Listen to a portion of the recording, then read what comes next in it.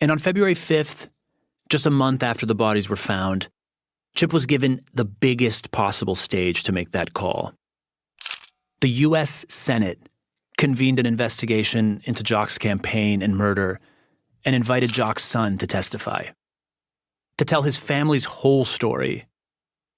It was a primetime slot. It'd be covered in newspapers, TV, radio for days. And so, on a cold February morning, Chip walked into the Senate chambers to flashes of blinding light. Chip sat down, pulled out his prepared statement, and began to read. He told the senators, "My dad abhorred guns, wouldn't even allow them in the house when I was a kid. But the last time I went to his house, there were guns lining the walls. That's how afraid he was of the Union. And now," he said, "I know exactly how Jock felt." And now, in the wake of his death and the murder of my mother and sister, I, who would never have a gun in my home, go to sleep each night and load a pistol, put it under my pillow. My wife tosses and turns, and I know the thousands of people that supported my father are living under that same reign of terror. They feel, as I feel, that unless the government of the United States gets to the root of the corruption and tyranny of the United Mine Workers Union, they won't sleep well.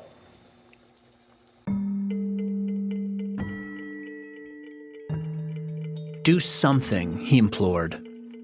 Investigate the election. Prosecute Tony Boyle. Chip looked straight into the camera, appealing to the committee, but also calling anyone willing to help. I make that appeal to this committee. I hope you heed it. I hope that my father didn't die in vain. Chip's plea for help made its way across the country. I make that appeal. His testimony was everywhere. I hope you heed it. Replayed over and over across the news. I hope that my father didn't die in vain. And as his call to arms went out, a very curious thing happened. Over the weeks and months that followed the murders, a very unlikely group of people began to respond to Chip's call. And some of these people had no prior connection to miners or mining. It was like the most random possible Ocean's 11 team, a ragtag group of people committed to Jock Yablonsky's revolution. These are the guys who would call him the General.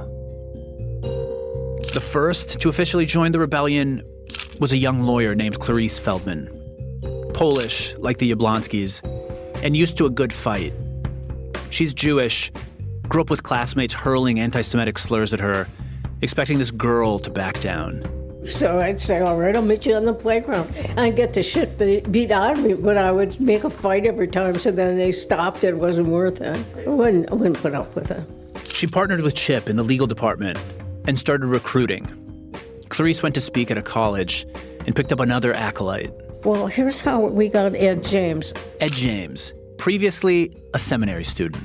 I went to a Catholic seminary, studied to be a priest for a couple of years, 2.5 years. That didn't last. Too much silence, not enough women, not his thing. I don't know what I was doing there. Ed left the seminary, eventually enrolled in a PhD program, and just a few months after Chip made his plea, he volunteered at an anti-war conference where Clarice spoke. Ed got assigned to drive her to a meeting. And he lost his way, so we never made it. But as we were driving around, I was talking to Ed, and I really thought he was terrific. Smart, scrappy, perfect for Chip's crew. So she turned their meandering drive into a recruiting session.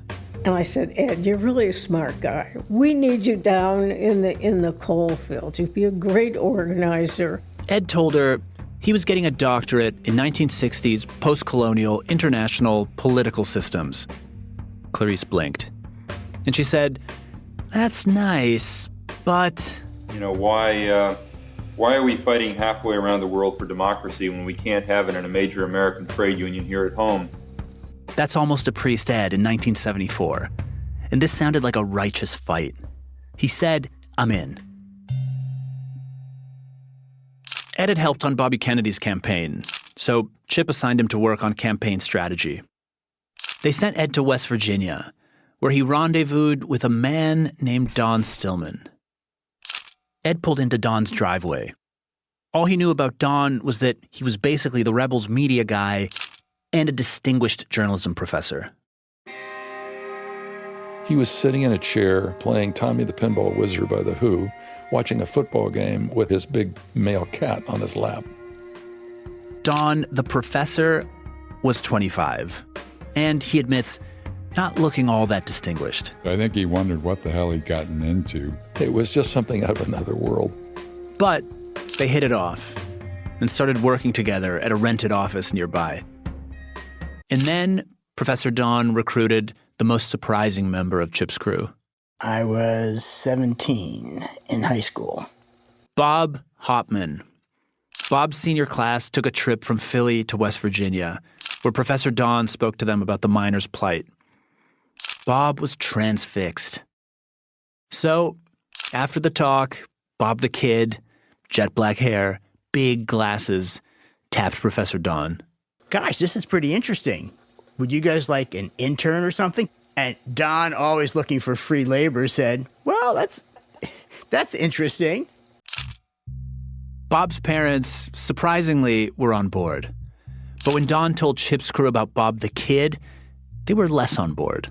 We can't have a kid down here. Who's going to take care of him? Who's going to make sure he, gets his shots or whatever? And as it turned out, I did more taking care of them than they did of me, so.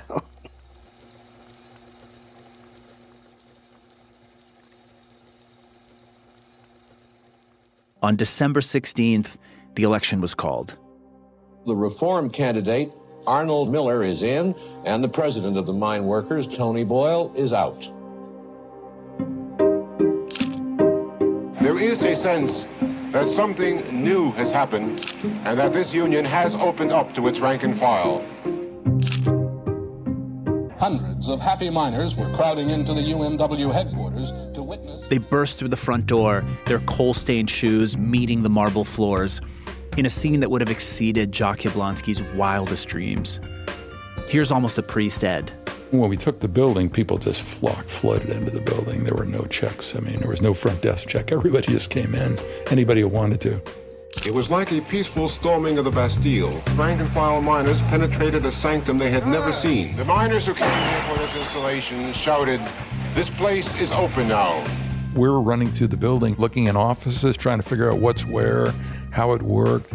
It was like the 1970s had invaded a medieval castle. The place reeked of tradition, of aristocracy, and the miners, they were, well, miners. Boots, hard hats, calloused hands. And the first thing they saw as they stormed in was a massive bust of John L. Lewis, Tony's predecessor. The president people compared to God. Bob the Kid was in awe as he walked through the union's huge wood-paneled entrance. It's a marble lobby with a set of marble steps leading up to the second floor and this big brass gate across the steps. And shortly after we got in, the rank and file members tore down the brass gate. Unsurprisingly, the rabble-rousing was led in part by the feisty Eddie Burke. We bust through the stairwell. Women are opening doors. There are people crying in the halls, running back to their office and thinking we're a bunch of savages coming up there. Everyone started, going all over the place. This is our building. This is our building.